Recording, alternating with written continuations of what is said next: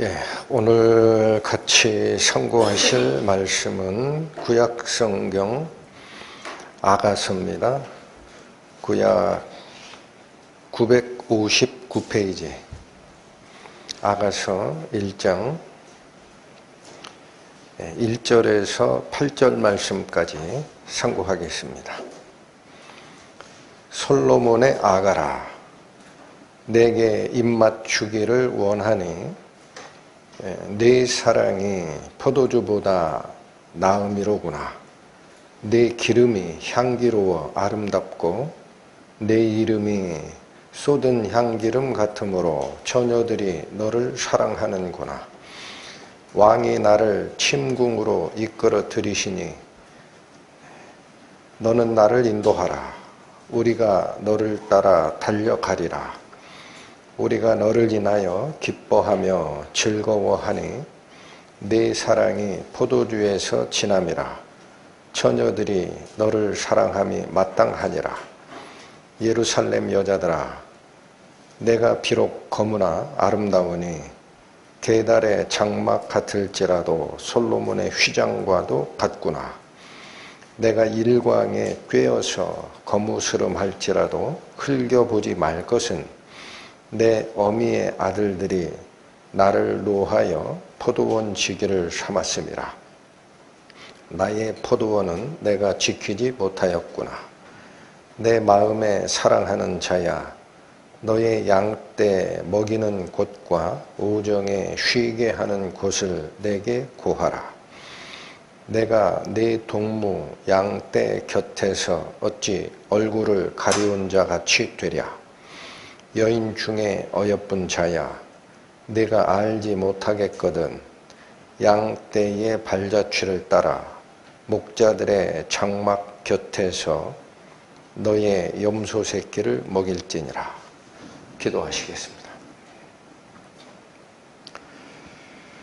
하나님 아버지, 오늘은 솔로몬의 입을 통하여 증거하신 그리스도와 교회 간의 사랑의 비밀, 그 깊이 속으로 들어가고자 합니다. 기록된 말씀의 진정한 의미를 밝히보게 하여 주시고, 이 말씀들을 듣는 각 영혼들의 가슴 속에 저희를 위하여 생명을 주신 그리스도의 사랑을 다시 생각하고 그 은혜에 감사와 온 마음을 드리는 헌신의 은혜가 있기를 원하오니 인도하여 주옵소서. 예수님 이름으로 기도 올립니다. 아멘. 예, 오늘은 그렇게 길었던 로마서의 복음의 원리를 끝내고 아가서의 은혜 속으로 들어가고자 합니다. 아가라는 말로 되어 있습니다. 우리말 성경의 제목이, 이 뜻은 한자로 아름다울 아의 노래 가자입니다. 한마디로 아름다운 노래다, 이렇게 표현을 한 건데, 원래 히브리어적 의미를 얘기한다면 쉬르 하쉬림입니다. 쉬르, 이게 노래예요. 쉬르. 그 복수형이 쉬림, 앞에 연관사 하가 붙어서 쉬르 하쉬림, 그러면 쉬림들 중에서 쉬르, 그런 뜻이에요. 우리말로 하면 노래들 중에서 노래라. 영어로는 그래서 이 아가서의 제목이 Song of Songs입니다. 이걸 그대로 번역한 거죠. 그러니까 노래 중에 노래, 이렇게 돼 있고, 1절에 보면 솔로몬의 아가라라고 이미 설명을 하셨죠. 그래서 나중에 여러분 열왕기상 4장에 가보시면은 솔로몬이 얼마나 지혜로웠는지를 설명하면서 그가 3000개의 잠언을 말하고 노래 1005개를 지었다라고 합니다. 그 중에 성경에 기록된 이 가장 아름다운 노래가 아가라는 거예요. 그래서 이 아가서를 읽어낼 때 조심할 게 있습니다. 뭐냐면 지금 이 표현된 그 방식들은 부부간의 사랑을 대상으로 합니다. 부부간의 사랑, 그것도 결혼을 대상으로 합니다. 그래서 원문상으로는 신체에 대한 직접적 표현도 나와요. 그 다음에 내용 자체가 우리 개역한글 성경만 해도 이 순화된 표현인데 실제 원문에 쫓아 들어가면 굉장히 관능적입니다. 표현 자체가 그렇게 되어 있어요. 그래서 이 아가서를 잘못 읽으면 무슨 음란한 시를 읽는 것 같은 그런 느낌을 받을 위험이 있다라는 겁니다. 그래서 예수님 오신 후 50년에 태어나가지고 135년에 죽었다라고 전해지는 랍비 한 사람이 있습니다. 유대 랍비 아키바라는 굉장히 유명한 이 랍비가 있는데, 이 랍비는 사람들이 아가서를 그렇게 읽을까봐 경고를 날려요. 그래서 아가서를 조속한 방식으로 지저귀는 자는 오는 세상에 자기 자리를 얻지 못하리라. 그러면서 여러분, 구약 성경에 율법서가 있고 모세 오경을 얘기합니다. 그 다음에 선지서가 있어요. 선지자들을 통해 발표한 말씀들, 그 다음에 성문서라는 영역이 있어요. 이건 거룩한 문서라고도 하고 지혜서라고도 하는데 5개가 있습니다. 욥기, 시편, 잠언, 전도서, 아가서입니다. 그래서 이 랍비 아키바는 뭐라고 얘기했느냐? 사람들이 아가서를 표현 방식에 몰입이 돼서 세속적 방식으로 읽어낼까봐 걱정이 되셨는지 성문서 중에 가장 거룩한 성경이 아가서다. 이걸 기억하라. 그렇게 경고를 날렸습니다. 그래서 유대인들은 이 아가서를 유대 명절 중에 가장 귀히 여기는 명절이 유월절입니다. 그들의 입장에서는 애굽에서 400년 동안 종살이 하다가 풀려내는 하나님의 은혜를 찬양하는 게 유월절이죠. 유월절에 읽는 게 아가서입니다. 그러니까 이걸 좀 기억을 해 주시고, 그렇다면은 왜 하나님의 사랑을 표현하는데 굳이 직접적으로 표현하면 부부간의 연합, 부부간의 결혼을 대상으로 했을까라는 거죠. 그래서 생각을 해봤어요. 하나님은 영의 세계에 계시고 우리는 몸을 입고 이 삼차원 공간에 있습니다. 그러면 하나님께서 당신이 우리 인간을 사랑하는 그 사랑을 어떻게 표현하실까라는 생각을 했어요. 말로 얘기해봐야 못 알아들어요. 그럴 거 아니겠습니까? 그러니까 뭐냐면 내가 너희에게 허락한 부부가 연합되는 그 사랑의 느낌을 가지고 설명해 줄게 하신 게 아닌가. 그게 가장 지고지순한 사랑입니다. 그래서 여러분, 이 부부간의 연합은 로마서를 쓰셨던 사도 바울의 입에서 뭐라고 하느냐, 그 삼차원 공간의 부부간의 연합이 단순히 부부간의 연합이 아니라라고 얘기를 합니다. 여기에 깊은 가르침이 있다. 그래서 여러분, 에베소서 가봅니다. 신약성경 315페이지 에베소서 5장을 가봅니다.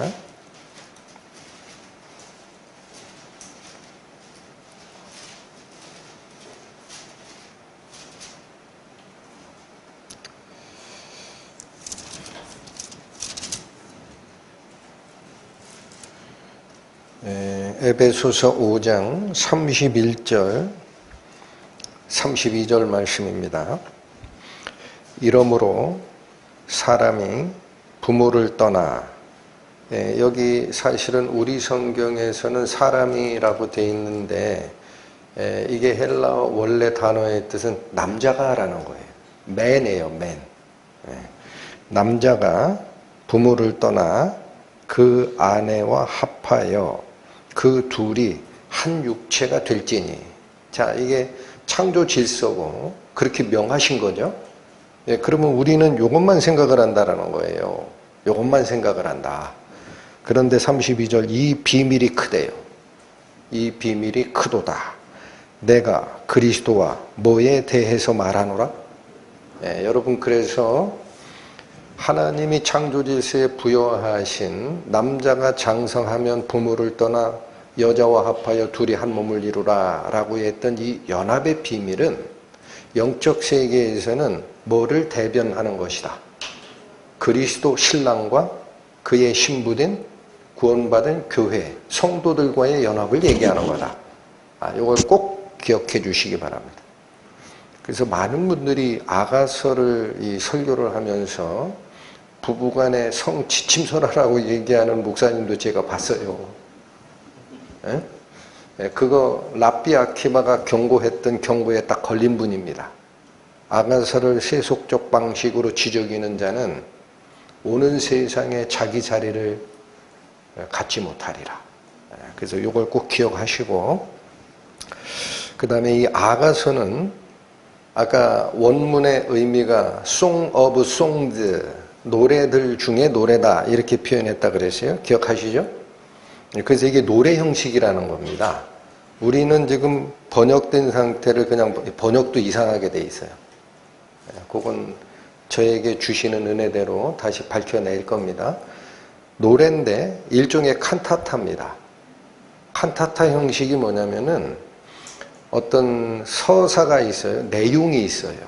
그냥 노래만 부르는 게 아니에요. 어떤 내용, 스토리가 있는데 거기에 주인공과 옆에서 도와주는 코러스가 같이 이끌어가는 내용을 노래하는 게 칸타타입니다. 이 칸타타 방식으로 되어 있고, 거기 이게 만약 칸타타를 연주하는 무대라면 어떤 사람들이 싱어로 쓰느냐, 여자 주인공이 주인공으로 써요. 소프라노 한 사람, 또 남자 주인공이 한 사람이 또 씁니다. 그리고 나머지는 뒤에서 이걸 받쳐주는 백 코러스가 있어요. 그게 여성 중창단입니다. 이 세 가지 노래로 구성이 되어 있다. 근데 우리는 번역된 걸 보니까 그게 누구 노래인지를 알 턱이 있나. 그래서 그것은 걱정 안 하셔도 됩니다. 여러분, 성령의 인도를 받으시는 구원받은 사람들 중에서 예수님 돌아가시고 지금 2000년 동안 연구를 해요. 이 히브리어나 헬라어에 능통했던 믿음의 선진들이 있어요. 정확하게 해석을 하는 분들은 히브리어든 헬라어든 남성, 여성, 복수, 단수가 정확한 언어이기 때문에 이게 남자 건지 여자 건지를 다 알아버려요. 코러스가 하는 얘기인지 싱어, 단독 싱어 소프라노가 하는 얘기인지 테너가 하는 얘기인지를 다 알아버려요. 그래서 그걸 그대로 쫓아가면 되는데, 여러분, 여자 주인공이 누구예요? 소프라노로 쓰는 이 주인공이 누구예요? 뒤에 가보면 술람미 여인입니다. 술람미. 테너로 쓰는 남자 주인공 이름은 누구예요? 솔로몬이에요. 그 다음에 뒤에 백코러스를 해주는 이것은 처녀들이라고도 표현하고 예루살렘 여자들이다라고도 표현하는 이 둘의 사랑의 관계를 같이 보고 동감해주는 사람들이 있습니다. 그래서 여기도 재밌어요. 술람미 여인에 대한 이야기를 가지고 여러 가지 얘기가 있습니다. 근데 이게 언어적으로 분석해 들어가면 너무나 명확해집니다. 여러분, 솔로몬 있죠? 솔로몬.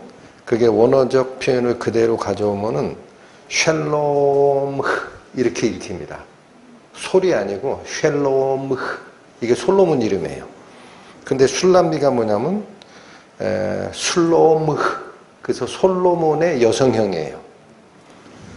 그렇게 이해하시면 됩니다. 솔로몬이 사랑하는 대상자를 술람미라고 표현한 거예요. 언어는. 그래서 이 둘이 하나라는 거예요. 연합이 됐다. 이해가 되세요? 남자가 장성하여 부모를 떠나 여자와 합하여 뭐가 되라? 하나가 되라. 한쪽은 남자, 한쪽은 여인.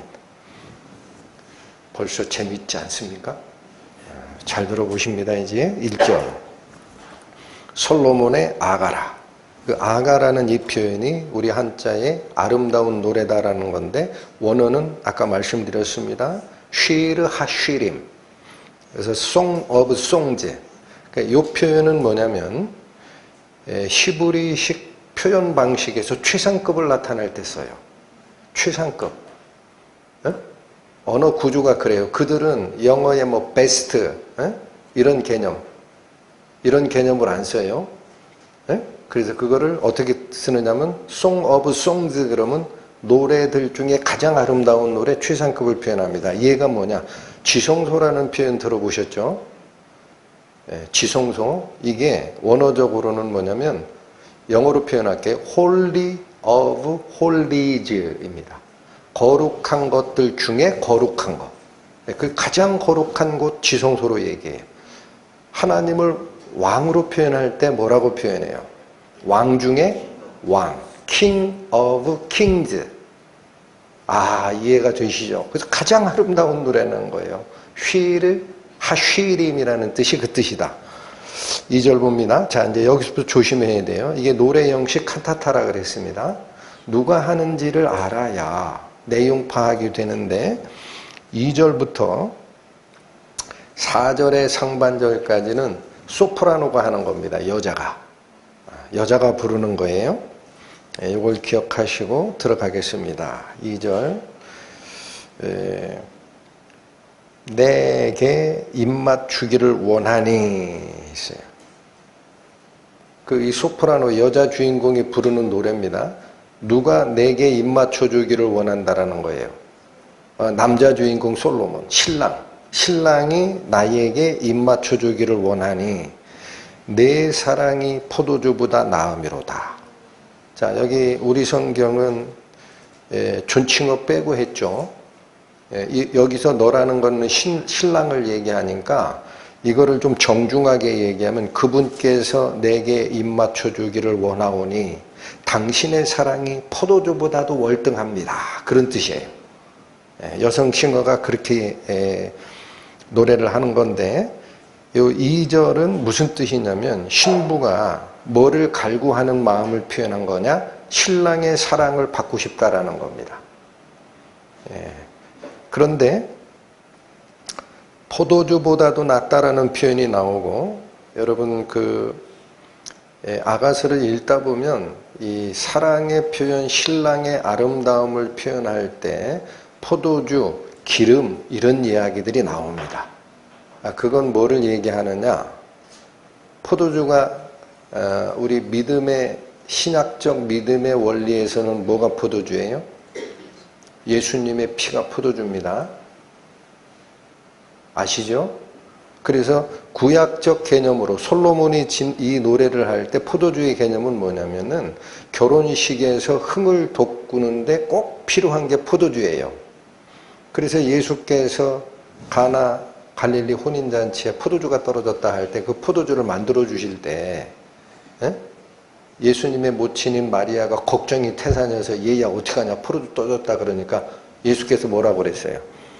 여자여 나와 당신이 무슨 관계요? 그랬어요. 이건 거절한 거예요. 그런데 실제로 포도주를 만들면서 잠깐만요. 여자여 당신이 나와 무슨 관계가 있나이까? 내 때가 아직 이르지 아니하였나이다. 이렇게 답변을 하고 실제로는 해준단 말이에요. 그러면은 해줬으면은 뭐예요? 내 때가 이른 거지. 그게 예수님의 작업이라면 그게 아니라는 거예요. 결혼식에 흥을 돋구는 포도주의 개념은 3차원 공간에서 일어나는 거죠. 그런데 영의 세계에서 결혼식은 어떤 자만 신부로 들어가는 거냐? 이 포도주는 너희를 위하여 흘리는 바 나의 피 곧 언약의 피니라 하신 말씀대로 예수님의 생명을 부여받지 않은 자는 신부로서 참여할 수가 없어요. 그래서 지금 이 얘기는 영적인 개념에서는 신부가 신랑 되시는 예수 그리스도의 사랑을 갈구하면서 당신이 나에게 주는 그 사랑은 이 3차원 공간에서 결혼식을 기쁘게 치러내는 매개체인 포도주하고는 비교가 안 된다라는 거예요. 그 생명을 내가 원한다. 3절 봅니다. 내 기름이 향기로워 아름답고, 자, 여기 이제 기름으로 나오죠. 내 이름이 쏟은 향기름 같으므로. 이게 무슨 표현이에요? 여러분, 기름이 향기롭다, 아름답다 라는 이야기를 하는데, 여러분, 예수 그리스도는 우리에게 무엇으로 다가오시느냐? 메시아로 오십니다. 메시아가 무슨 뜻이라 그랬어요? 기름 부음 받은 자. 그래서 이 기름은, 예수님은 무슨 기름 부음을 받고 오셨어요? 성령의 기름 부음을 받고 오셨어요. 그래서 내 기름이 향기로 아름답다라는 것은 기름 부음 받은 자, 성령의 역사로 오시는 사람, 그 아름다움을 찬양하는 표현이고, 내 이름이 쏟은 향기름과 같다라고 할 때 그 이름은, 여러분, 출애굽기에서 모세가 첫 번째 십계명 돌판을 가지고 내려왔다가 아론이 속아가지고, 백성들의 부추김에 속아가지고 모세 죽었다, 야, 우리를 인도할 신을 다시 만들라 해서 황금송아지 만든 사건을 보고 대노해서 두 돌판을 깨버리죠. 그리고 하나님께 계속 속죄를 요구를 하면서, 하나님 저를 사랑하신다면 당신 모습 한번 보여주세요, 이렇게 요구를 해요. 그런데 실제 보여주는 장면에 가면은 하나님이 어떻게 하느냐, 직접 보면 죽으니까 호렙산 반석 속에 모세를 숨겨두고 뒷모습만 보여준다 그래요. 그런데 거기에 뭐라고 하냐, 내 모습을 보여준다가 아니라 그 이름을 반포하시기를, 자비롭고 은혜롭고 노하기를 더디하고 은혜와 긍휼이 많은 하나님이라 하고 선언하시잖아. 그래서 모습이라는 개념, 이름이라는 개념이 뭐냐면 히브리적 표현에서는 그 의미나 인격이나 성품을 나타내는 말입니다. 그래서 여기 3절에 당신의 기름이 향기로워 아름답고 당신의 이름이 쏟은 향기름같이 우리를 압도하나이다 라는 이 표현은 예수 그리스도의 그 의미와 인격과 성품을 내가 그렇게 흠모합니다 라는 뜻이더라. 이어집니다. 3절의 후반. 같으므로 처녀들이 너를 사랑하는구나. 여기 갑자기 이상한 말이 나와요. 신랑과 신부의 사랑을 이야기하다가 이 감동과 이 흠모하는 그 마음이 어디까지 퍼져요? 자기 자신을 얘기하는 게 그 범위를 국한하는 게 아니라 어디로 퍼져요? 처녀들이라는 복수로 퍼집니다. 그래서 처녀들도 너를 사랑하는구나 라고 해요. 그러면 이거를 3차원 공간적 개념으로 하면은 신랑 신부 결혼식에 신랑을 사랑하는 다른 많은 여자들이 있다는 얘기냐? 그 일부 일처제가 아니고 일부 다처제냐? 어떤 사람은 솔로몬이 1000명의 후궁을 거느려요. 그래서 그랬다라고 하는데 아닙니다. 여러분, 여기서 말하는 처녀들이 뭘까라는 거예요. 여러분, 다시 한번요. 아가서를 읽을 때 세속적 시선을 가지고 지저귀는 자는 도래하는 세상에 자기 자리를 얻지 못하리라 라는 그 랍비의 저주의 말씀 기억하시고, 가장 거룩한 문서 중에 가장 거룩하다라고 했던 말 기억하세요. 그 왜 부부간의 연합으로 표현했다 그랬어요? 에베소서에서 바울이 뭐라 그랬어요? 연합되는 이것은 비밀이라는 거예요. 이 비밀이 크다. 누구와 누구의 관계다. 그리스도와 교회의 관계다. 잊지 마시기 바랍니다. 그걸 놓치고 아가서를 읽어내니까 어떤 목사님들은 부부간의 성 지침서라고 얘기를 하죠. 응? 자, 이 처녀들이 뭐냐면 처녀들이 신랑의 아름다움을 같이 사랑한다라는 거예요. 육체적 결합이 아니에요. 이거는 신랑의 아름다움, 그 이름이 향기름 같고 그 기름의 향기를 처녀들도 같이 사랑한다라는 거예요. 근데 여기 처녀들이라는 표현이 왜 나오느냐? 이 사람들은 정결한 여인의 개념으로 쓰입니다. 다른 데 연합되지 않았던 여인. 그런데 성경에서 이 처녀들이 누가 될 수 있는 자격이냐? 대제사장의 아내가 될 자격을 얘기합니다. 구약 성경을 잘 보셔야 돼요. 레위기 21장 가봅니다. 구약 179페이지.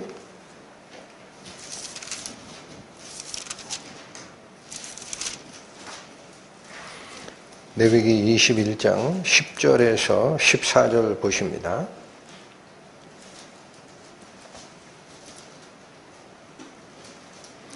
10절 자기 형제 중 관유로 부음을 받고 위임되어 예복을 입은 누구?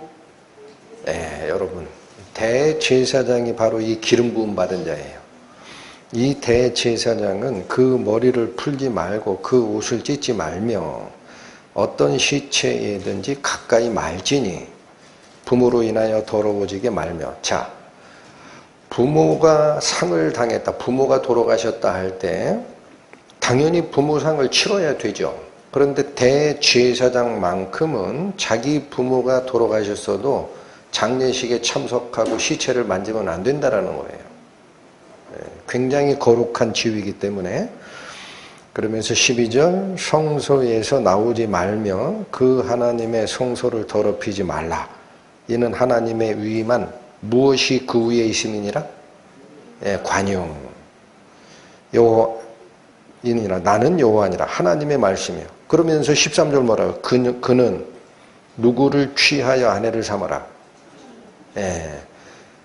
다른데 물들지 아니한 자만. 영적 의미가 그겁니다. 오로지 다른데 물들지 아니한 자만 대제사장의 배우자 자격이 있습니다. 그래서 14절 과부도 안 돼요. 이혼한 여인도 안 되고 더러운 여인도 안 됩니다. 이 사람 저 사람에게 몸을 맡기는 기생도 안 됩니다. 그죠? 이게 구약에서 얘기하는 처녀의 지위입니다. 누구와 결혼할 수 있는 자격이 있다. 기름 부음 받은 대제사장과 결혼할 수 있는 자격이다. 근데 신약에서는 뭐라고 얘기하느냐 이거예요. 신약에서는 고린도 후서 갑니다.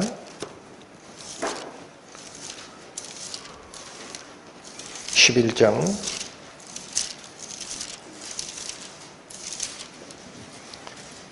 2절 신약 297페이지 펴보십니다. 고린도 후서 11장 2절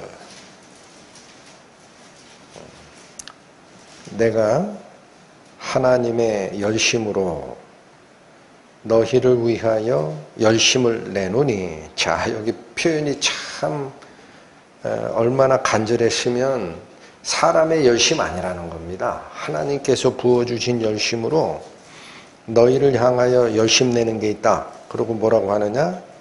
내가 너희를 정결한 처녀로. 어떤 신분으로? 이게 다른데 물들지 아니한 상태입니다.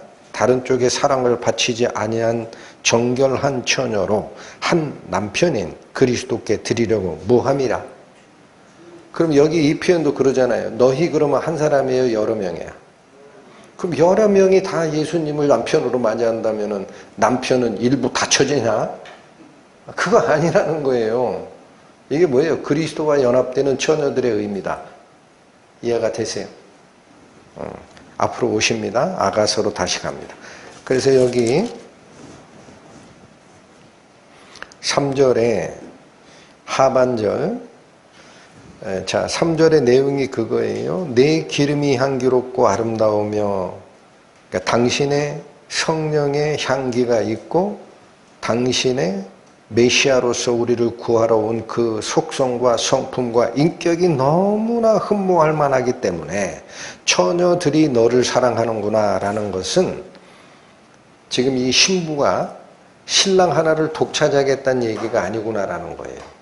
누구도 그런 마음을 가지고 있는 자들이 있다. 다른 데 사랑을 바치지 않았던 정결한 처녀들도 바로 대제사장 되시는 예수 그리스도의 사랑을 흠모할 만한 가치를 느낄 거다. 할렐루야. 4절 갑니다. 왕이 나를 침궁으로 이끌어 들이시니. 자, 여기 갑자기 당신 하다가 왕이 되죠. 왜 그래요? 통치자로 오시거든요.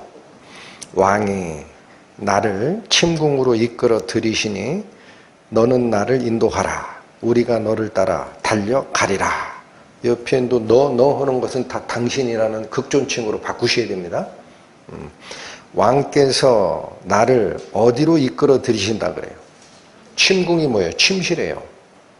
그러니까 지금 이 소프라노 역할을 하는 이 여인, 술람미 여인은 왕께서 자기 자신을 왕의 침실로 인도받기를 원한다라는 거예요. 응? 그러면서 당신은 나를 인도하소서. 그 다음에 나만 인도받는 게 아니에요. 여기 참 재밌어요. 또 나와. 우리가 너를 따라 달려가리라. 아니 침실로 들어가는데 왜 갑자기 우리 복수가 나와요? 그 뭐를 받은 거예요?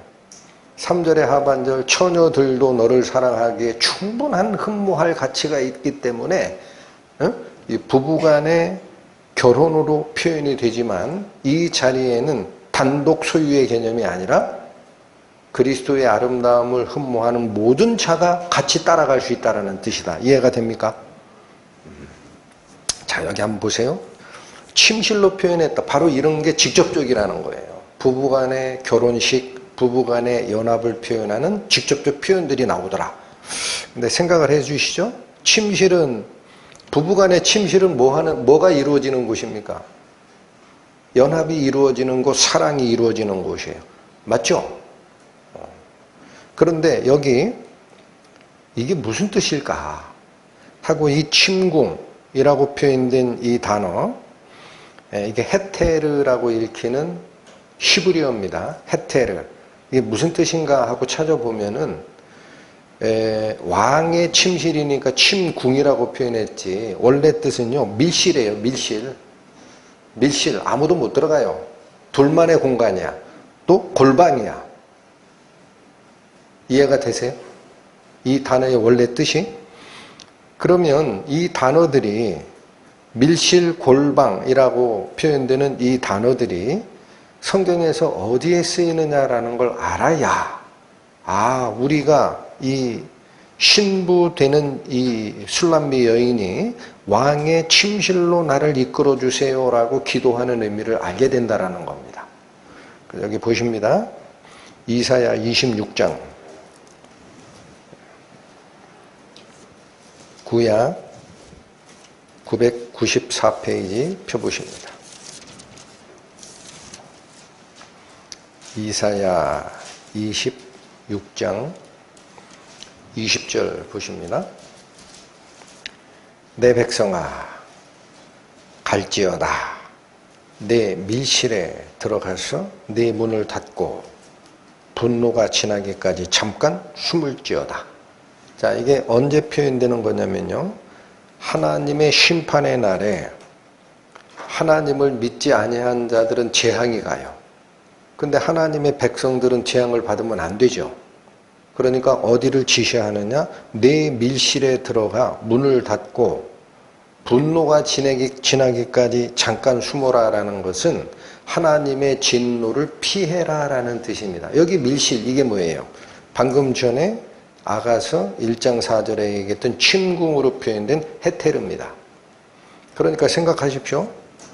하나님의 사랑을 입은 자만이 하나님의 심판에서 면제되는 이 보호소에 있는 겁니다.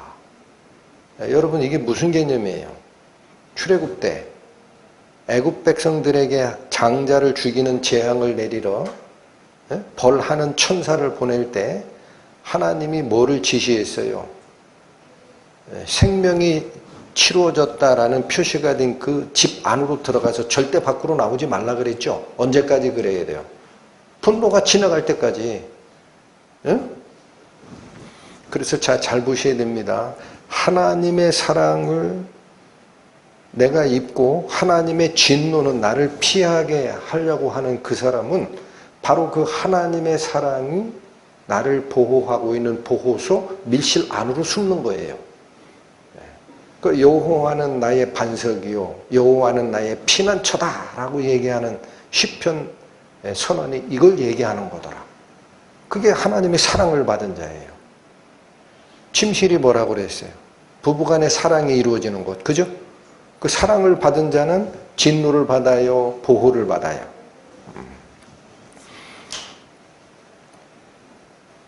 여러분, 이게 기도에도 적용된다는 사실 아십니까?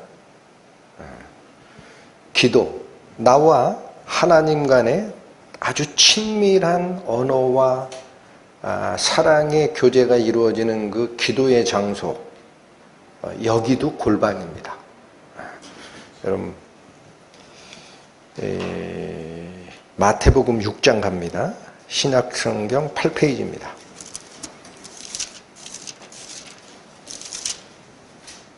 예수께서 말씀해 주신 내용 중에 5절 6절 봅니다. 또 너희가 기도할 때에 외식하는 자와 같이 되지 말라. 밖으로 드러내는 것을 자랑하려고 기도하는 모습을 보이지 말라라는 뜻입니다. 저희는 사람에게 보이려고 회당과 큰 거리 어귀에 서서 기도하기를 좋아하느니라. 내가 진실로 너희에게 이르노니 저희는 자기 상을 이미 받았느니라. 이렇게 기도하는 거 아니라는 거예요. 어떻게 해요? 6절. 너는 기도할 때에 어디에 들어가? 이게 밀실이에요. 네 골방에 들어가 어떻게 하고? 문을 닫고 은밀한 중에 계신 네 아버지께 기도하라. 여러분, 방금 전에 읽으셨던 이사야 26장 20절에 내 밀실에 들어가서 내 문을 닫고, 오늘 예수께서 기도하는 말씀을 할 때 너는 기도할 때 내 골방에 들어가서 문을 닫고. 여러분, 그래서 기도는요 남 보라고 하는 게 아닙니다. 남 보라고 하는 기도는 하나님이 가증히 여겨요. 그게 아니라 하나님의 사랑을 확인하고 서로 간의 마음을 교류하는 그 장소에 가서 하란 얘기예요. 그게 사랑이다. 그러니까 여기 왕의 침궁으로 나를 이끌어 들이소서라고 하는 이 마음은 당신의 사랑으로 나를 보호하시고 당신의 사랑으로 나에게 길을 제시하시고 이끌어 주소서라는 간절한 기도의 표현이더라. 다시 갑니다. 아가서 1장. 자, 4절에 하반절이 있습니다. 요거는 코러스가 하는 얘기입니다. 4절의 하반절, 우리가 너를 인하여 기뻐하며. 자, 여기 주어가 우리로 바뀌었죠. 이게 코러스가 하는 얘기예요. 우리가 너를 인하여 기뻐하며 즐거워하니 내 사랑이 포도주에서 진함이라. 처녀들이 너를 사랑함이 마땅하니라. 자, 여기 표현 보십니다. 바로 4절의 상반절은 신부가 신랑의 사랑의 은신처, 신랑과 교제할 수 있는 그곳으로 나를 인도해 주세요. 이렇게 간절히 기도한 부분이라면 4절의 하반절은 이 신부의 기도에 백코러스의 입장에 서 있는 많은 여인들이 동감하는 겁니다. 그래서 우리가 당신을 인하여 기뻐하며 즐거워하겠나이다. 또 당신의 사랑은 포도주에서 진함이라. 이건 포도주를 초월한다라는 거예요. 그래서 처녀들이 너를 사랑함이 마땅하니라. 그 아름다움을 보고 누가 흠모하지 않을 수 있겠느냐. 그 뜻을 얘기한 건데, 여기 보십시오. 여기 다른 곳에 마음을 빼앗기지 않고 다른 곳에 자기의 사랑을 주지 않은 자들이 처녀들이에요. 그러한 사람들이 당신 때문에 기뻐하고 즐거워한다. 그리고 당신의 사랑은 포도주보다 월등히 낫다라고 이해하는 표현이 뭐냐면, 예수께서 우리에게 당신의 생명 포도주를 주기 위해서 오시기 전부터 예수님은 사람을 사랑하셨어요. 그거 혹시 아세요? 언제부터 사람을 사랑하셨을까? 성자 하나님께서 갑자기 아버지가 야 쟤네들 큰일 났다. 죄에 물들었다. 네가 가서 좀 구해라. 목숨 좀 내놓고 하기 싫은데 아버지? 근데 아버지 말씀이니까 내가 그냥 갈래요. 이렇게 온 게 아니라는 거예요. 그렇게 온 게 아니에요. 하기 싫은데 아버지가 명령하니까 온 그런 성자 하나님의 입장이 그게 아니라는 거예요. 처음부터 세상을 창조할 때부터 아버지 하나님과 같이 하셨고 그때 아버지 하나님께서 창조하는 인간의 모습을 보고 그 인간의 모습을 너무나 사랑한 거예요. 우리의 형상을 따라 만들어낸 이 사람은 정말 아름답구나. 내가 그들을 위해서 영원히 사랑하리라. 이 마음을 주셨다라는 거예요. 어디 그런 게 있어? 이제 찾아봐야죠. 잠언 8장 갑니다. 구약 918페이지.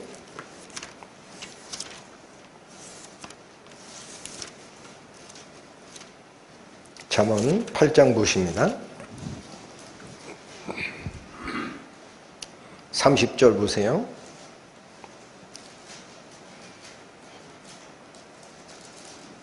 내가 그 곁에 있어서 창조자가 되었다라고 합니다.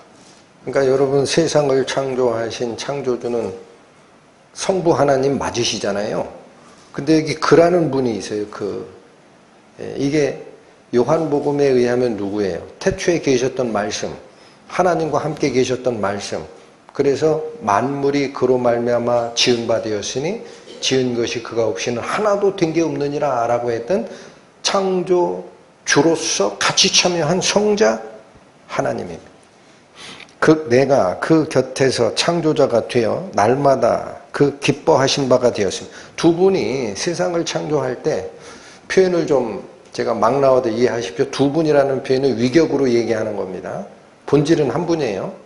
아버지 품속에 독생하셨던 하나님이 드러난 게 성자 하나님이고 두 분은 원래 본질이 하나예요. 근데 제가 두 분이라고 표현할 때 위격으로 기억하세요. 위격. 위치가 그렇다는 얘기예요. 그래서 이 두 분이 창조자로서 일을 할 때 서로 의견이 갈라진 적이 없어요. 그 곁에서 기뻐함으로 합니다. 의견이 똑같아. 항상 그 앞에서 즐거워했다. 이견이 있었다. 기쁨으로 넘쳤다. 그러니까 우리 세상을 만드실 때 이 창조주께서 얼마나 아름다운 마음을 품었는지 기억해야 돼요. 그러면서 31절 사람이 거처할 땅에서 즐거워하였으며 자 아직 타락하기 전입니다. 이 사람이 거처하는 지구를 만드시면서 얼마나 기뻐하셨는지 몰라요. 자 전에 복음 집회 때 말씀을 드렸어요. 온 우주를 만드시고 태양은 자기의 위성 9개를 달고 온 우주를 이 파동처럼 돌아다닙니다. 그죠? 그러면서 태양계 안에서 지구의 위치를 멀지도 않고 가깝지도 않고 사람이 거할 수 있는 딱 그 위치를 딱 시키시고 넌 여기만 돌아라. 그 다음 반듯하게 돌면은 계속 태양을 비치는 이쪽은 사막이 되잖아. 이 위쪽은 햇빛이 지나가면서 슬쩍 비치니까 춥잖아. 그러니까 하나님이 어떻게 하셨어? 살짝 기울여 놨어. 그래서 여기 있을 때는 밑에 비치고 얘가 쭉 돌아서 저쪽으로 가면 위쪽을 비치고 골고루 데피게 돼 있다. 말씀드렸어요. 그게 별거 아닌 것 같죠? 지구와 태양의 입장에서 거리가 똑같은 게 달입니다. 달. 지구를 도는 달. 지구에서 떨어진 거리만 일정하면 사람 사는 온도가 생기는 게 아니라고 말씀드렸잖아요. 기억하세요? 달은 지구랑 태양에서는 거리가 똑같아요. 근데 달은 하루에 한 번씩 돌리는 게 아니야. 후라이팬에 이 전 구울 때 타지 않으라고 옆으로 뒤집고 하는 그 개념이 아니고 달은 한 달에 한 번 돌아. 그러니까 어때요? 태양빛을 받는 면적이 한 달 동안 유지가 되니까 지구가 받는 태양열보다 달은 30배를 받는 거예요. 그래서 온도가 어떻다 그랬어요? 응? 200몇 도, 영하 100몇십 도. 다시 보세요. 수련회 오실 때 그냥 요번도 했구나 그러고 하지 마시고. 그러니까 하나님께서 이걸 다 만들어 오신 땅을 보니까, 지구를 보니까 얼마나 아름다워요. 이야, 사람 살기에 딱 맞게 해놨다. 정말 그 기뻐하셨다 이게 땅을. 이 창조주의 마음이 느껴지셔야 됩니다. 응? 근데 재밌는 말씀이 31절의 후반절에 있어요. 사람이 거처할 땅에서 싫어했다, 즐거워했다. 인자들을 기뻐하였느니라. 여러분, 여기 인자라는 게 사람들이에요. 사실은 성부 하나님과 성자 하나님이 세상을 만드시고 나서, 삼차원 공간을 창조하시고 나서 지구가 만들어진 것도 기묘하게 만드셨지만 거기에 목적이 있는 게 아니에요. 어디에 목적이 있어요? 어디에? 우리의 형상을 따라 우리가 사람을 만들자 했던 그 하나님의 성품을 닮은 인간이 너무나 아름다운 거야. 이거 사랑할 만한 가치가 있다. 우리의 대변자를 여기다 세우자. 그 인간을 기뻐하였다. 누가 그랬어요? 여기 주어가 30절에 납니다. 나 성자 하나님께서 이걸 얼마나 아름답게 여겼느냐라는 거예요. 이걸 아셔야 됩니다. 근데 문제가 생기죠. 그렇게 기묘하게 하늘을 지으신 이는 하나님이시며, 북두성을 이끌어내시고 별을 때에 따라 이끌어내시고 그 원리, 하늘의 법칙을 땅에 적용하게끔 사람이 살도록 뱅뱅 돌고 엮어놓고 이런 이야기. 또 태양빛이 오면은 지구에 생명 못 사니까 뭐 쳐놨어요? 뭐 쳐놓으셨어? 장막 쳐놓으셨잖아. 벤 앨런 벨트라는 거. 자기장으로 딱 보호하시고 위험한 그 방사능 이런 것들이 안 오게 다 만드신 그거 보고 너무나 아름답다. 이 인간들이 우리의 하나님의 속성을 대변하기에 딱 알맞다 했는데 아뿔싸 뱀이 와가지고 탁 꿰는 바람에 하나님에게서 떨어지고 독립하는 게 자기가 높아지는 줄 착각하고 하나님을 떠나버렸네. 그래서 이제는 생명을 잃은 자가 됐어요. 그러면 버려야 되지. 여러분 같으면 어때요? 어떤 젊은 남자와 어떤 젊은 여자가 우리 서로 죽을 때까지 사랑합시다 하고 맺었는데 이 여자가 남자를 배신하고 딴 남자를 쫓아갔어. 김중배의 다이아몬드가 그렇게 마음에 끌리더란 말이야. 도망갔어. 그러면 이 남자는 뭐예요? 에라이 배신자 같은 이라고 하고 버려야 되잖아. 그런데 이 성자 예수께서는 안 버리신단 말이에요. 안 버리시고 어떻게 해요? 다시 경고해요. 얘야 돌아와. 너 지금 죽었다. 너 나를 다시 찾지 않냐면 너는 네 목숨은 죽은 목숨이야. 그게 어디 나와요? 35절. 35절. 대저 잘 들어라 그 뜻입니다. 이게 나를 얻는 자는 무엇을 얻고 여호와께 은총을 얻을 것이다. 그러나 나를 잃는 자는 자기의 영혼을 해하는 자라. 스스로 죽는 거다. 나보고 죽였다고 하지 마라. 네 스스로 너를 죽인 거다. 무릇 나를 미워하는 자는 누구를 사랑하느니라. 그렇죠. 생명 대신 예수 그리스도를 사랑하느냐, 아니면 겉으로는 그럴듯하지만 독을 타가지고 우리를 먹인 사망을 사랑하느냐, 둘 중 하나라는 거예요. 이제는 인류가 타락한 후에. 그러니 여러분 보세요. 아가서 다시 가보세요. 아가서 1장 4절의 후반절. 우리가 당신을 인하여 기뻐하고 즐거워하나니 당신의 사랑이 포도주에서 월등히 뛰어나고 그래서 처녀들은 당신을 사랑하는 것이 마땅하오이다. 여러분, 성경 전체가 눈에 들어오는 것은 은혜입니다. 사람들은 자꾸 얘기를 해요. 유대교 구약 성경만 쫓아가는 유대교적 사상에서는 예수가 실패자고 하나님을 명예훼손을 하고 신성모독을 하는 이상한 이단자가 나왔길래 우리가 때려 죽였다라고 얘기를 하죠. 잠언은 뭐를 얘기합니까? 여러분, 창조자가 하나라 그래요? 둘이라 그래요? 잠언 8장 그들이 읽을 거 아닙니까? 알아먹어요? 못 알아먹어요? 못 알아먹어요. 여러분, 내가 그의 곁에서 창조자가 되었다. 같이 기뻐하고 땅도 기뻐했고 그 안에 살고 있는 인간도 기뻐했다. 근데 나중에 사태가 발생해. 이제는 얘들아, 나를 얻지 않으면 너희는 죽은 거야. 나를 싫어하고 버려? 그러면 너희는 사망을 쫓아가는 거야, 스스로. 할렐루야. 어디가 예수께서 그냥 오십니까? 이 사랑이 모든 처녀들, 순수한 사랑을 추구하는 사람들은 이 성자 예수님의 사랑을 흠모하는 게 당연하다라는 거예요. 맞아요? 안 맞아요? 그러니까 여기 갑자기 뒤에 백코러스로 서 있는 여성 중창단들이 왜 이런 얘기를 하며 더 신기한 게 있습니다. 솔리스트로 서 있는 소프라노 역할을 하는 그 여자가 자기의 마음만 표현하는 게 아니라 우리라고 얘기를 하고 끌고 들어가요. 우리가 당신께 기쁘게 달려가겠나이다. 아니, 신부가 신랑 침실로 인도해달라는 거는 이해가 되지. 근데 갑자기 우리가 기쁘게 달려가리라. 아니, 뭐야 이게. 침실로 여럿이 들어가겠다는 얘기야? 인간의 침실 얘기하는 게 아니다. 아멘. 5절로 갑니다. 예루살렘 여자들아, 내가 비록 거무나 아름다우니. 자, 여기 그의 현재 상태가 검다라는 거예요. 볼품이 없어요. 그런데 아름답다라는 건 뭐냐면 이제 곧 결혼할 거거든. 이 의미를 잘 들으셔야 됩니다.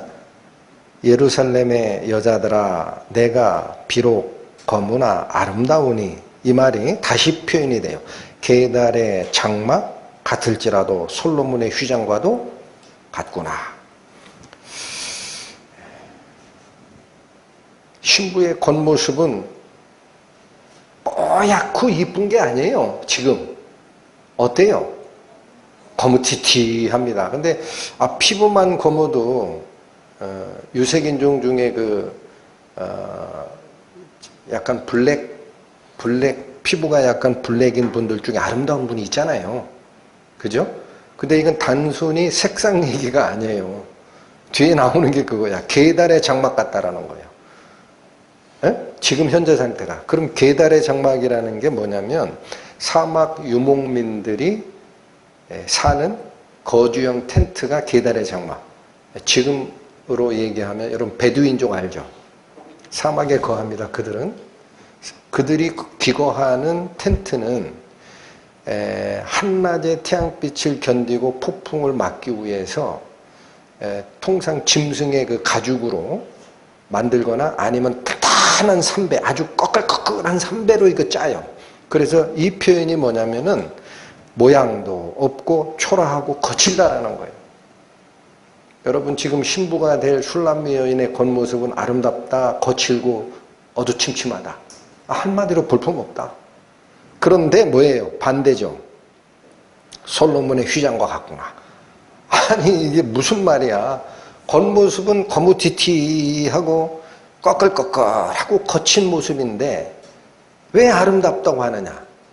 여기 보십시오. 앞에서 비록 거무나 아름답다.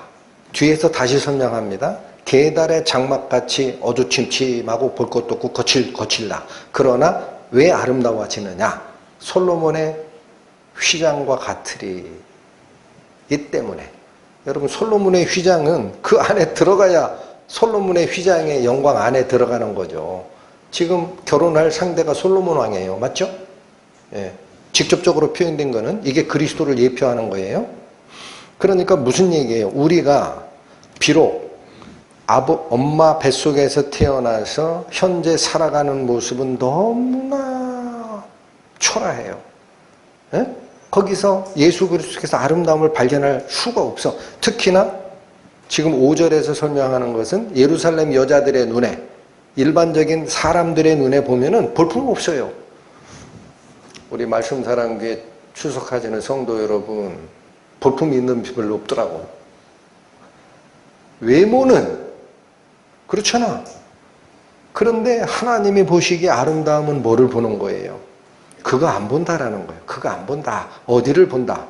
내면을 본다. 이해되십니까?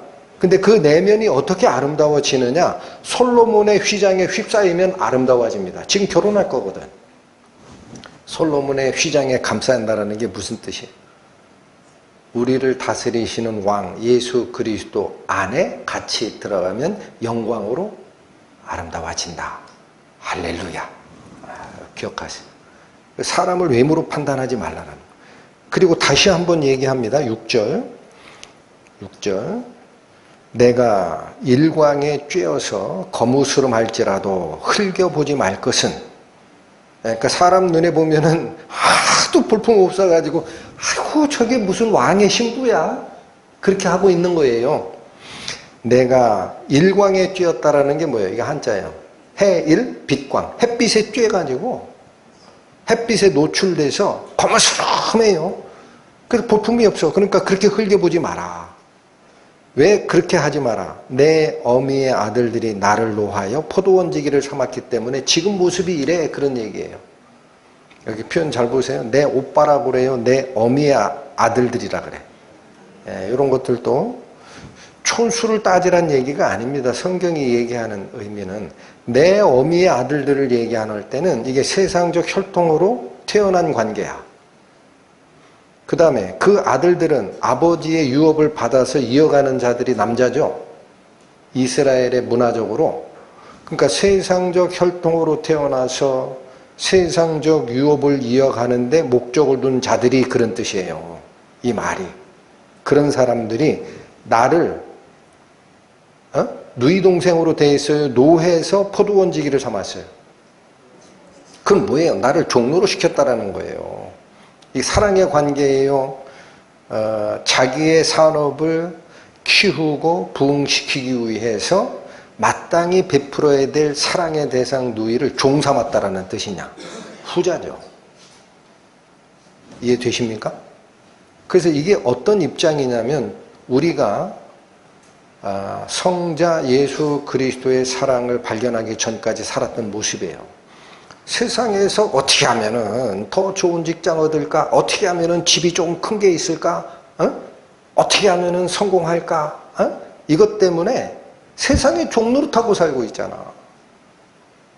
그러면 구원받은 후에 그리스도의 영광 안으로 들어갈 때는 이 상태에서는 못 들어가요. 어떻게 해야 들어가요? 여러분, 어떻게 해야 들어가? 요한복음 1장에 나오죠. 참빛 곧 세상에 와서 각 사람들에게 비치는 빛이 있었다. 그가 세상에 계셨고 세상은 그로 말미암아 지은 바 됐지만 세상이 그를 몰랐다. 그가 자기 땅에 오매 자기 백성들이 영접했다 영접지 아니하였다. 그래서 어떻게 한다 그래요? 그 다음에 영접하는 자 곧 그 이름을 믿는 자들, 여기 이름 나와요. 그 이름이 향기롭고 아름답다. 그 이름을 믿는 자들에게는 하나님의 자녀가 되는 권세를 주셨으니 어떻게 태어난 관계다? 이는 혈통으로나 육정으로나 사람의 뜻으로 나지 아니하고 오직 아버지께로부터 난 자들이라. 할렐루야.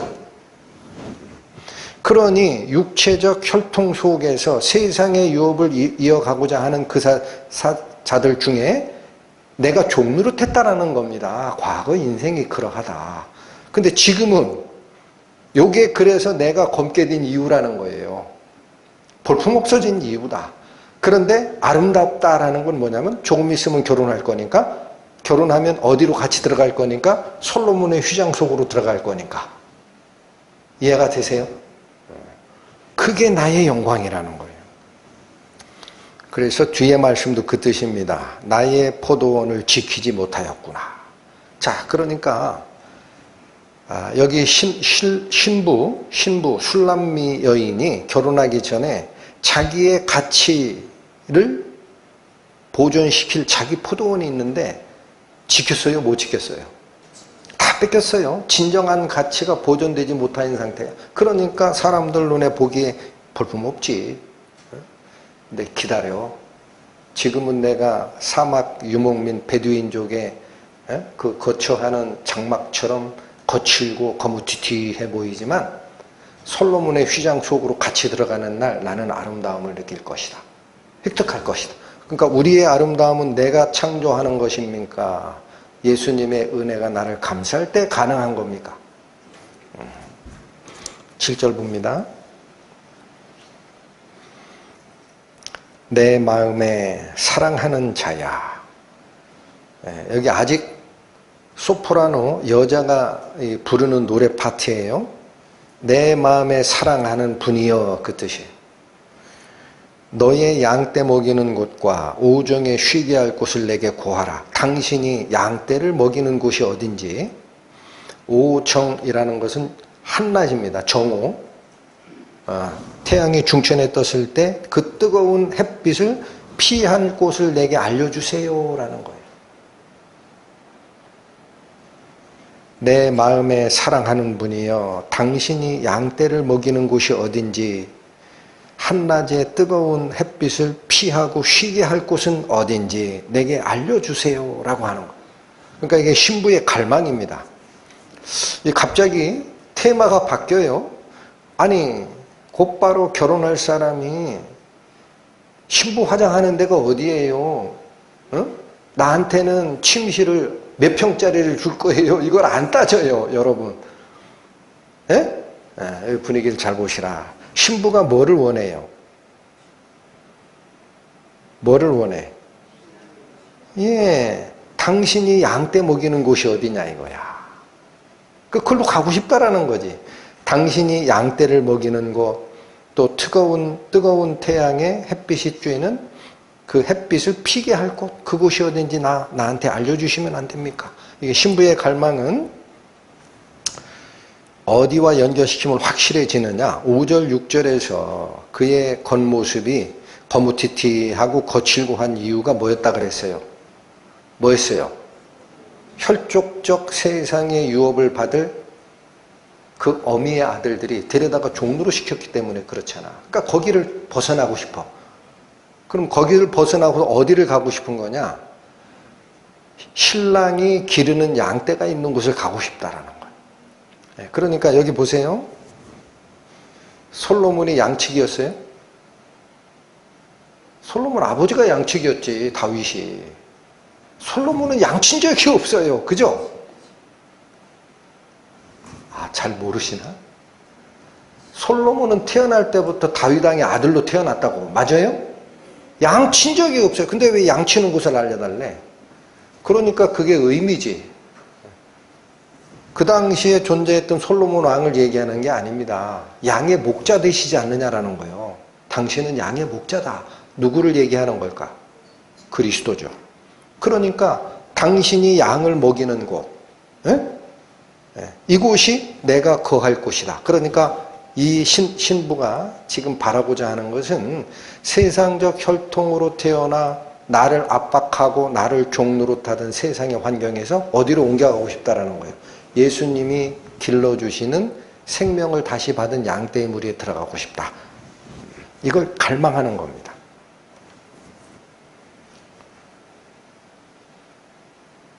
여러분, 그래서 예수께서 수석사도 베드로에게 마지막 기회를 주실 때 어떻게 했어요? 부활하고. 나를 기다리고 예루살렘 떠나지 마라 그랬더니 7명인가? 예수님 제자 데리고 가가지고 다시 옛날에 고기 잡으러 갈릴리로 가버렸어요. 나는 고기 잡으러 갈란다. 그러니까 사람들이 쪼르르 쫓아간 게 7명이야. 예수님이 얘들 봐라. 다시 세상으로 돌아가네. 그래가지고 그 부활하신 예수님이 뿅 나타나가지고 얘들아 많이 잡았니? 밤새 잡았는데 못 잡았잖아. 오른쪽으로 던지라. 그물이 헤어질 정도로 많이 딱 잡았어요. 이거를 딱 누가 알았느냐? 나는 고기 잡으러 갈란다 라고 처음에 마음을 잘못된 길을 제시했던 베드로가 알아버려요. 이거 주님이시다. 다른 사도들은 고기 처리하느라고 정신없는데 베드로는 그냥 뛰어내려가지고 해변으로 가요. 그 예수님인 거 알거든. 그 예수님이 계속 얘기하는 거예요. 야, 이런 것들보다 네가 나를 더 사랑하냐? 몇 번 물으세요? 야, 이런 것보다 너 나 더 사랑하는 게 맞아? 마음을 아시는 주님 친정입니다. 저는 예수님을 사랑합니다. 3번의 고백을 딱 받고 예수님이 그때마다 하신 말씀이 뭡니까? 그러면 내 양을 치라. 여러분, 그리스도입니다. 이게 바로 아름답다라는 거예요. 이곳을 가고 싶다. 여러분, 여기 또 하나, 이 양떼 먹이는 곳은 3차원 공간적 비교에서 이런 뜻이에요. 6절에서 자기의 어미의 아들들이 자기에게 강제로 돌봐라 일을 시켰던 포도원하고 뭐가 달라요? 에? 뭐가 달라? 왜 거길 가고 싶다고 하는 거야? 비교가 있습니다. 비교. 6절에 보면 그 오빠들, 즉 어미의 아들들이 노하여 포도원을 지켜라 하고 농사꾼을 만든 그곳은 일광이 쬐어서 거무스름하게 되는 그거예요. 에? 그런 위험들 다 피할 수 없었던 곳이야. 근데 여기 7절의 상반절 당신의 양떼 먹이는 곳, 그곳은 오정에 쉬게 하는 곳이다라는 겁니다. 햇빛을 가려줄 수 있는 곳. 그러니까 여기 보십시오. 우리가 똑같이 그리스도를 영접하고 3차원 공간인 이 세상에 같이 살아가죠. 일은 고돼요. 그러나 뭐가 있어요? 보호가 있습니다. 믿으시기 바랍니다. 우리를 해할 수 있는 모든 것은 예수 그리스도의 품 안에서 다 보호가 됩니다. 이거를 기대하는 거다. 7절의 하반절 봅니다. 내가 네 동무 양떼 곁에서 어찌 얼굴을 가리운 자같이 되랴. 자, 여기가 아가서를 연구했던 믿음의 선진들이 가장 해석하기 곤란한 곳이다 그래요.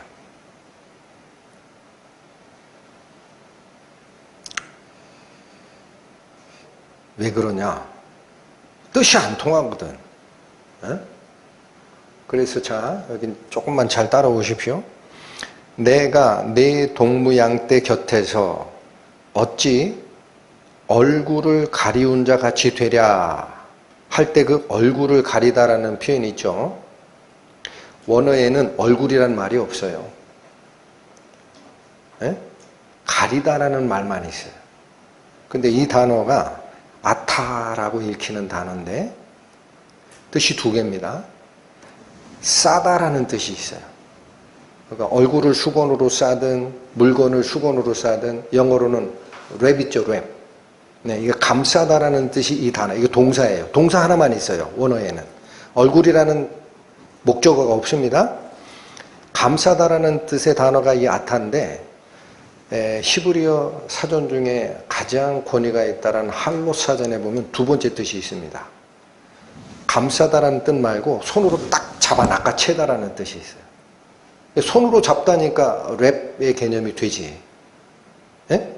그런데 많은 성경이 이 랩핑, 감싸다라는 이 뜻으로 하나만으로 번역을 해서 얼굴을 가리웠다. 예? 성경에 보면은 그런 뜻이 있어요. 여러분, 유다의 며느리 다말이 유다를 유혹할 때 여기 천으로 얼굴을 가리고 서서 있죠. 그때 이 단어가 쓰이거든. 그러니까 얼굴을 가렸다라는 뜻이다라고 번역을 했어요. 그런데 잘 보십시오. 손으로 낚아채다라는 2번째 뜻이 있다 그랬어요. 이 뜻을 목동에게 사용할 때는 벼룩을 잡다라는 얘기가 됩니다. 다시요. 요 아타라는 이 단어가 낚아채다라는 단어가 되면서 이게 목동의 상황에 적용할 때는 벼룩을 잡다, 해로운 곤충들을 손으로 낚아채 없애버리다라는 뜻이 된다. 그래서 그렇게 사용된 예가 있습니다. 예레미야 43장 갑니다. 구약 1123페이지 펴보십니다.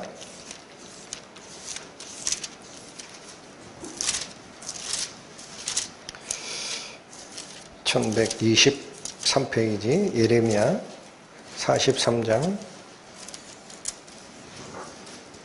요 내용은 예레미야 43장 내용은요, 예레미야가 예언하는 건데 애굽을 의지하지 말라는 거예요. 애굽을.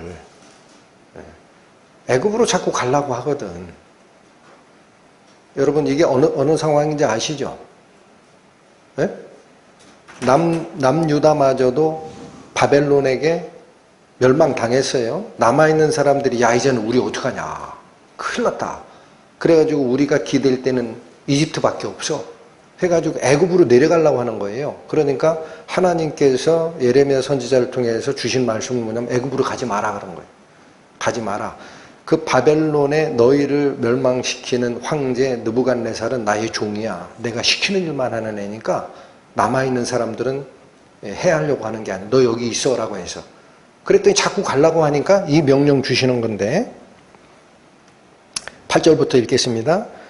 다마네스에서 여호와의 말씀이 예레미야에게 임하여 가라사대 너는 유다 사람의 목전에서 내 손으로 큰 돌들을 가져다가 다마네스 바로의 집 어기 벽돌 깔린 곳에 진흙으로 감추고 그들에게 이르기를 이거 어디다 감췄어요? 바로의 집이 이집트 근처야. 이집트 근처 어기에 벽돌 깔린 곳에 이 돌을 갖다 감췄습니다. 진흙에 감추고 그들에게 이르기를 만군의 여호와 이스라엘 하나님이 이같이 말씀하시되 보라 내가 내 종 바벨론 왕 느부갓네살을 불러오리니 자 그러니까 애굽 땅 근처 가도 네가 숨을 생각하지 말라는 거예요. 응? 바벨론 왕 느부갓네살을 불러와서 그가 그 보좌를 내가 감추게 한 이 돌 위에 두고 그러니까 느부갓네살이 너희들 애굽 밑으로 가서 숨으려고 하잖아. 그러면 느부갓네살 다시 쫓아올걸? 그 뜻이야. 돌 위에 두고 또 그 화려한 큰 장막을 그 위에 치리라. 누가 다시 애굽까지 쫓아간다. 느부갓네살이. 그러면서 이 얘기합니다. 그가 와서 애굽 땅을 치고 죽일 자는 죽이고 사로잡을 자는 사로잡고 칼로 칠 자는 칼로 칠 것이라. 그러니까 예레미야 선지자를 통해 하나님이 주시는 예언은 그거예요. 애굽 믿지 말고 글로 도망가지 말란 얘기예요. 가면 내 종 느부갓네살 시켜가지고 애굽까지 칠 거다. 거기 도피처가 아니야. 그러면서 뭐라고 하느냐 12절 내가 애굽 신들의 집에 불을 놓을 것인지요 느부갓네살이 그들을 불사르며 그들을 사로잡을 것이요 목자가 그 몸에 옷을 두름같이 애굽 땅을 자기 몸에 두르고 평안히 그곳을 떠날 것이라. 이 예언을 줘요. 자 이게 어려워요. 11절까지는 알겠어.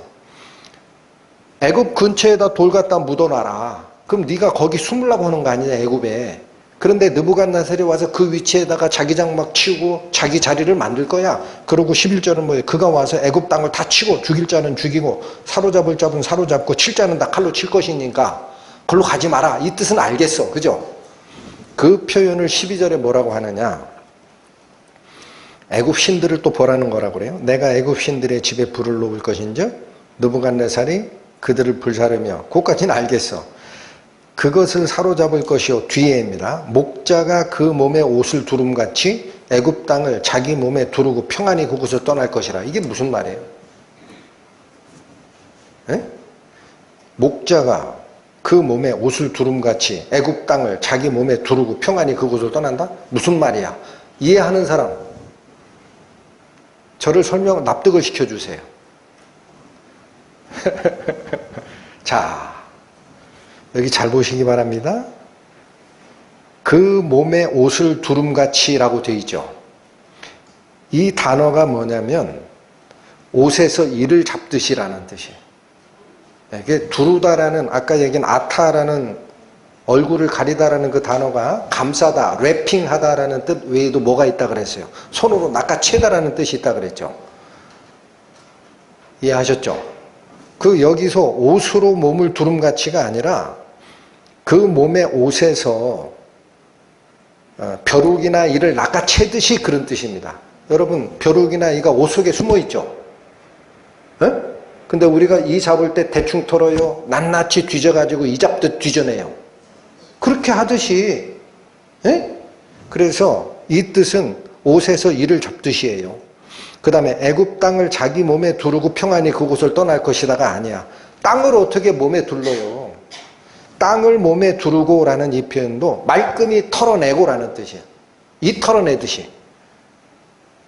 그러니까 그게 이해가 가는 번역이지. 그래서 이 두 단어 옷을 두름같이와 몸에 두르고 라는 이 두 단어가 아타라는 거예요.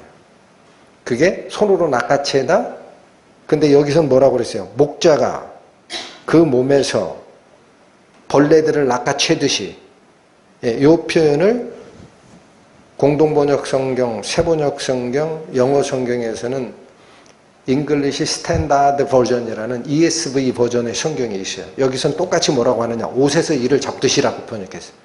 옷에서 이를 잡아 털어내듯이 말끔히 털어내고 그것을 떠나리라.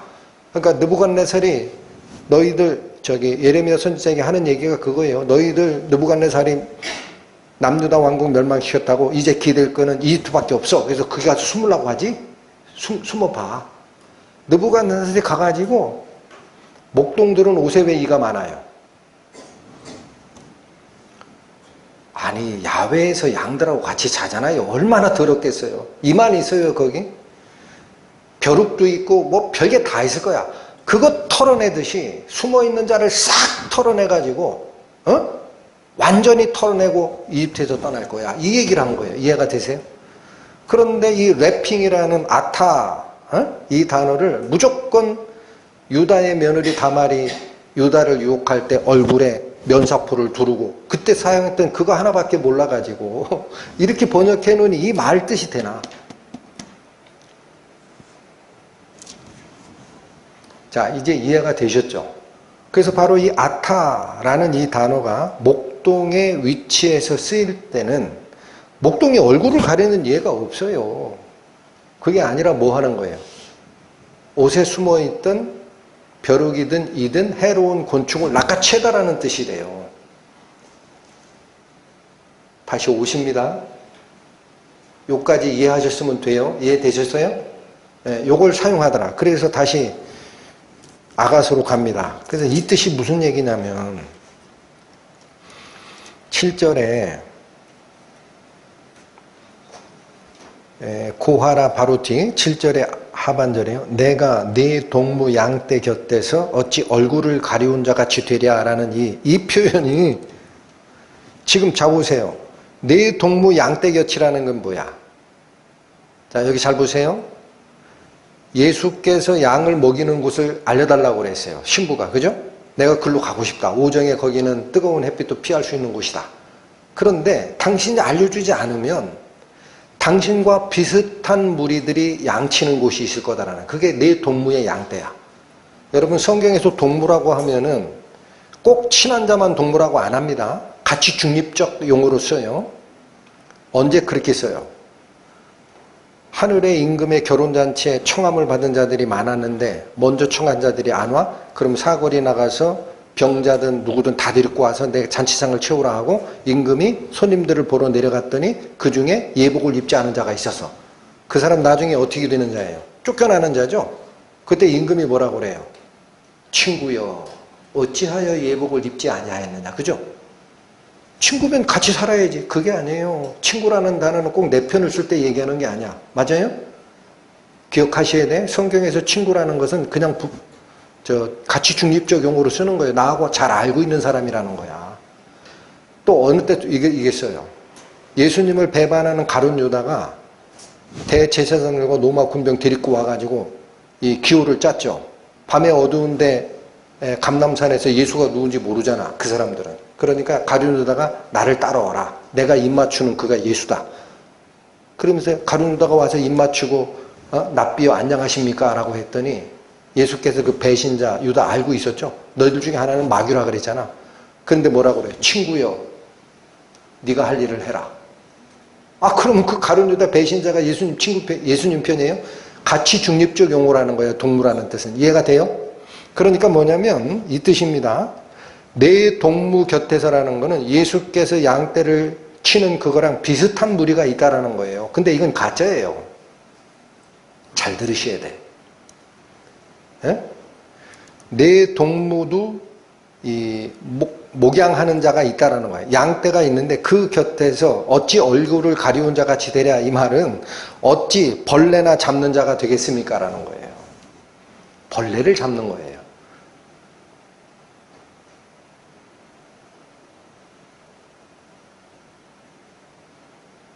뜻이 무슨 뜻일까? 여러분, 예수께서 치는 양떼의 무리가 있고요. 지금 아가서가 얘기하는 대서사십니다. 예수와 비슷하게 하나님을 전하고 양을 기른다라는 다른 무리들이 있어요. 근데 여긴 가짜예요. 그러니까 내가 거기 가면 예수께서 기르시는 진정한 양떼 무리가 아니라 비슷한 모양을 하고 있는 이쪽에 가면은 성령을 받겠어요? 세상적 가르침을 받겠어요? 그렇죠. 그러니까 거기에는 뭐만 들끓어요? 더러운 벌레만 들끓어요. 그러니까 거기 가가지고 내가 벌레나 잡는 자가 되면 되겠습니까? 라는 뜻이에요. 이해가 되셨어요? 자, 여기 두 가지 경고가 있는 겁니다. 이 슐람미 여인이 피부가 검고 거칠고 볼품이 없었던 이유가 뭐라 그랬어요? 6절에 혈통적 인간관계에서 태어나 세상의 유업을 키워가고자 하는 자기 오빠들이 노하여 이 누이된 이자를 종로로 시켰던 세상에 있어요. 거기 떠나고 싶은 거예요. 그죠?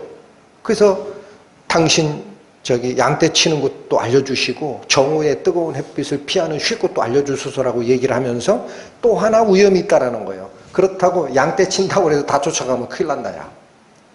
이해가 됐어요? 내 동무들이 양떼 먹이는 곳도 있을 거다. 그런데 거기 가면 어찌 벌레나 잡는 상태가 되겠습니까? 가짜도 있다라는 거야.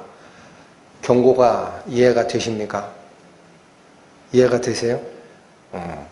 그러니까 두 가지가 위험이 있는 거예요. 자, 여러분, 진정한 신랑 예수 그리스도를 쫓아갈 때는 두 가지 위험이 있어요. 첫 번째 위험은 세상의 복락을 쫓아서 종로로 탈 위험이 있어요. 그러니까 여기서 떠나겠다 결심한 사람들이 당면하는 두 번째 관문이 있습니다. 교회라면 다 진리 전한 줄 알고 가시죠. 거기도 역시 더러운 게 들끓는 곳일 수 있다. 조심해라. 여러분, 지난주에 로마서 마지막에 바울을 통해서 경고했던 게 그겁니다. 뭐가 있을 거다. 내가 떠나면 밖에서 이리들이 돌아서 너희를 아끼지 않고 해칠 거다. 또 하나가 있다. 나에게 직접 가르침을 받은 나의 제자 장로 너희들 중에도 이 양떼들을 자기의 뜻을 따라서 자기의 이권을 위해서 잘못된 길로 인도하는 자가 있을 것이다. 기억하세요? 이 위험이 있다라는 거예요. 그래서 어떻게 하고 싶다라는 거예요. 이 신부의 마음이 너무나 순전하고 아름답다라는 거예요.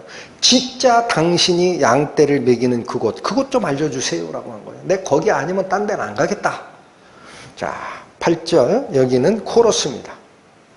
이 고민이 마음속에 가득한 신부에게 누가 알려주느냐? 코러스.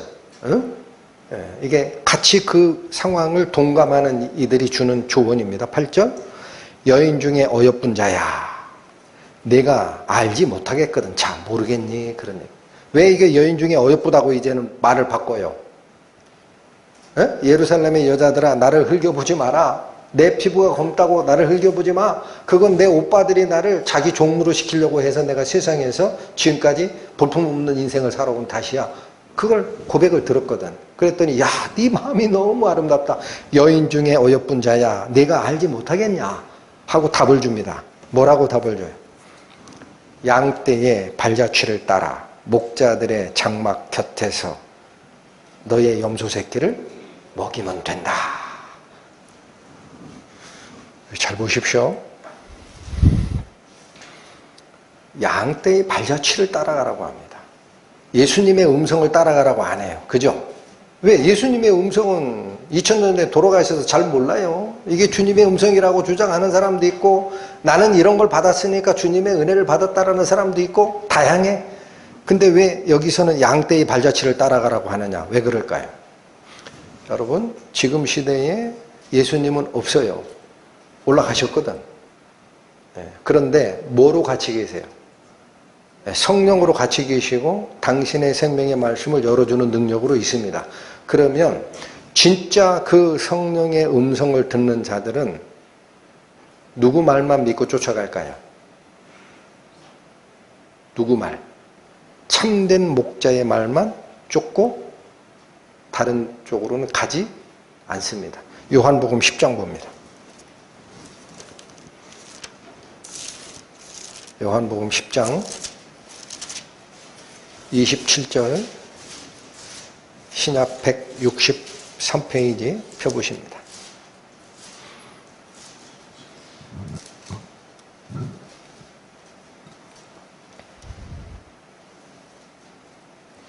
요한복음 10장 27절 내 양은 누구의 양? 예수님의 양은 내 음성을 들으며 나는 저희를 알며 저희는 나를 어떻게 한다? 자, 예수님의 음성만을 쫓아가는 진짜 영의 귀가 열린 양들이 있어요. 그들이 예수님의 흔적을 쫓아간 자취가 있습니다. 그게 2000년 동안에 지금 이 시대를 흘러갑니다. 여러분, 성경 어렵다고 자기 혼자 연구하고 독파하면은 비밀 깨우칠 것 같죠? 헛수고하십니다.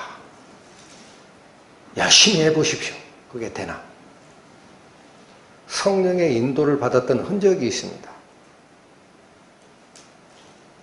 생각을 해보세요. 예수님 돌아가시고 지금 2000년 지났죠? 성령이 주무실까요? 일을 하셨을까요? 그럼 그 성령의 음성을 들었던 분들이 있을까요? 없을까요? 진짜 성령의 음성을 들었던 믿음의 선진들이 이런 걸 밝혀내는 거예요. 저는 너무나 은혜로워요. 너무나. 그래서 내가 성경을 뒤집어 파봐야 소용이 없어요. 어떻게 알 거냐고 그걸. 아까 얘기했던 그 이집트 땅을 몸에 두르고 여기를 떠나리라는 말이 뭐야? 그게 아니잖아.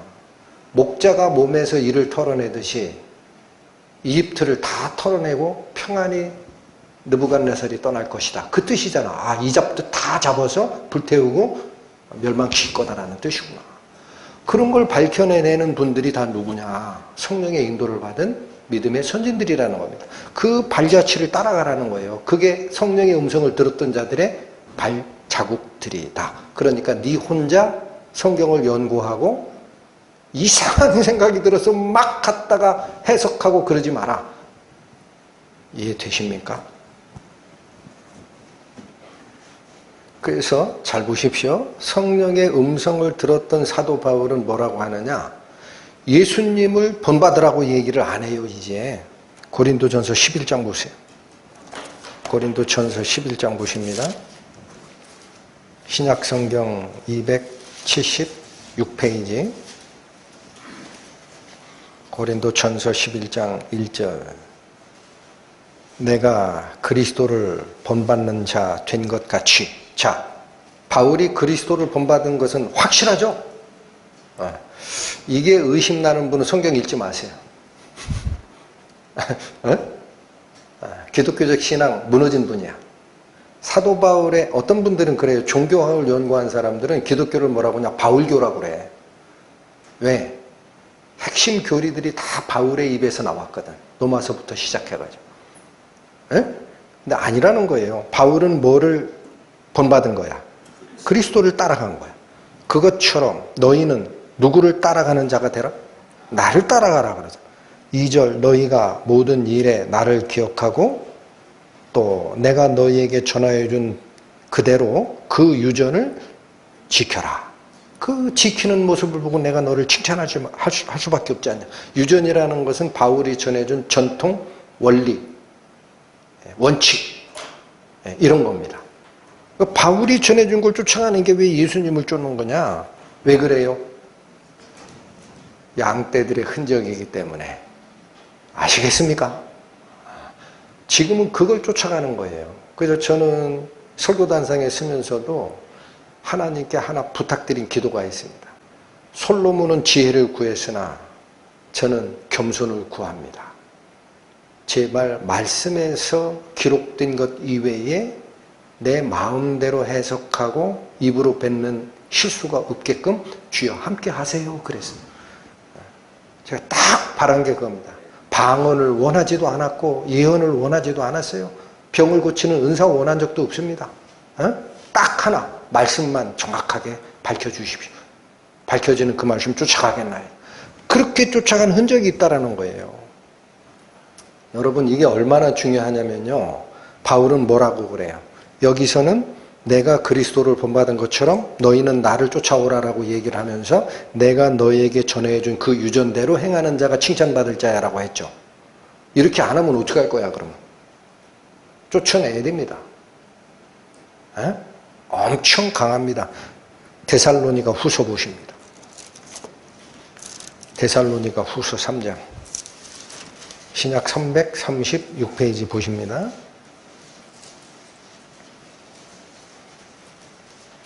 데살로니가 후서 3장 6절. 형제들아. 자, 누구한테 지금 쓰고 있어요? 데살로니가 교회에 있는 형제들에게 씁니다. 형제들아, 우리 주 예수 그리스도의 이름으로 너희를 명하노니. 자, 이거는 권고다, 명령이다. 엄청 강하죠? 규모 없이 행하고, 이것은 무질서하게 행한다라는 뜻이에요. 전해준 교회 질서가 있는데 그거 관계없이 자기 생각대로 하는 사람이 있다라는 거예요. 무질서하게 행하고 우리에게서 받은 유전대로 행하지 아니하는. 자, 바울이 얘기한 전하여 준 그 규례대로 행하지 아니하는 누구에게서 떠나라 그래요? 이방인에게서 떠나라는 게 아닙니다. 형제 중에도 있다라는 거예요. 어머나 세상에, 형제 중에도 있다. 있을 거다. 그들이 다 양떼를 치는 자로 자기를 포장할지라도 바울이 깨달았던 그리스도의 음성을 들었던 그 흔적들, 거기서 다른 이야기를 하는 자들이 있다면 그 가짜 형제니까 같이 있지 마라 얘기한 겁니다. 심각하죠? 오늘 다시 갑니다. 아가서 1장 8절. 여인 중에 어여쁜 자야, 내가 알지 못하겠거든 양떼의 발자취를 따라 목자들의 장막 곁으로 가서 너의 염소 새끼를 먹이면 된다라는 거. 여기 또 하나 설명드리고 싶은 게 이겁니다. 이건 제가 가지고 있는 성경적 가르침이니까 감안해서 들으십시오. 구약에서는요, 양도 염소도 쪽발이 갈라지고 되새김질하니까 정한짐승이라고 해요. 맞죠? 그거는 3차원 공간에서 그렇게 갈릅니다. 예수님은 다르게 얘기합니다. 마태복음 25장쯤인가 될 거예요. 양과 염소의 심판이 있죠? 마지막 날에 예수께서 양 중에 염소를 갈라, 양은 오른편에 염소는 왼편에 두리라 그랬어요.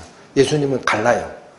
그래놓고 왼편에 있는 자들은 저주받을 자야, 오른편에 있는 자들은 영생을 얻을 축복받을 자야. 갈라요. 그죠? 왜 염소를 악한 짐승으로 분류했을까? 예수께서. 딱 하나입니다. 성격이에요. 성격. 염소는요, 자기가 앞서지 않으면은 안 가요. 제가 경험자예요. 어렸을 때 염소 길러봤거든, 시골에서. 염소는 이게 그냥 이런 풀 먹고는 못 살아요. 그래가지고 개가 뜯어먹을 맛있는 아카시아 잎이나 이런 게 피어있는 산피탈에 갖다 꼽아 놓는다고. 이렇게 줄 해가지고 나무에 매거나 이게 말뚝에 박아놔요. 그리고 네 마음대로 먹으라 하고 하루 다 지난 다음에 저녁 어둑어둑 우리는 밖에서 일하다 왔지. 가져와야 될 거 아니야, 염소. 가면은 얘가 이만큼 있는데도 알아봐요. 왜 지금 왔어? 무서워 죽겠단 말이야. 아, 그래, 알았어. 그 느껴져요. 짐승이지만 말 못해. 풀러가지고 있죠? 어둑어둑하니까 빨리 가자 하고 갈 거 아니야. 내가 빨리 가. 자, 여기 잘 보세요. 이걸 끌어당기는 힘이 없을 정도로 느슨하게 하죠. 염소도 달려요. 집으로 가고 싶다고. 근데 급해가지고 내가 먼저 앞서서 이렇게 줄이 딱 당겨졌어. 그럼 어떻게 하는 줄 아세요? 그 순간 네 발로 딱 버팁니다. 안 가! 얘가 왜 이러지? 집에 가고 싶은 거 아니어서 살짝 풀어져요. 지가 앞서가. 여러분, 염소가 누군지 아세요? 자기 고집대로 하고자 하는 거예요. 그게 저주받을 속성이에요. 그러니까 여기서 얘기하는 거는 내 염소 새끼라는 거는 있죠. 지금 그리스도를 신랑으로 맞이할 신부 될 우리 마음 속에는 자기 고집대로 하고 싶은 속성이 있어요. 그거 염소예요. 그거 어디 가서 교훈 다시 받아야 돼. 예? 예수님 목자장의 음성을 듣고 쫓아갔던 그 목자들의 양치는 곳이 있어요. 그게 진정한 교회입니다. 할렐루야. 거기 가면 첫 번째 가르쳐주는 게 그겁니다. 당신 마음대로 사는 인생 버리십시오. 그 옛날 자아입니다. 하나님께 맡기시고 내 영달을 위해서 쫓아가던 고집 꺾으시고 이 길로 갑시다 라고 얘기합니다. 이거를 못 견뎌서 떠나는 겁니다. 여러분 그걸 못 견뎌가지고 내가 왜 인정 못 받아야 돼? 왜 그러는 거야 목사님은? 하고 다 떠났어요. 여기 가서 자기 염소 새끼를 다시 교훈하십시오. 이게 아가서가 우리를 이끌고 가는 은혜의 바다입니다. 너무 은혜로웠어요. 기도하시고 마치겠습니다. 하나님 아버지, 노래 중에 노래, 그리스도를 상징화한 솔로몬이 얼마나 아름다운 왕이었는지, 세상의 종노릇하여 볼품없고 거칠던 이 신부가 솔로몬의 휘장 안에 들어갈 때는 얼마나 영화로워지는지, 그가 또 신랑에게 요구했던 당신의 양치는 곳을 알려주소서, 내가 어찌 가짜 양치는 자들 곁에서 이나 잡는 신세가 되리까 했던 이 의미들이 오늘날을 살아가는 저희들에게 주는 교훈이 크므라 합니다.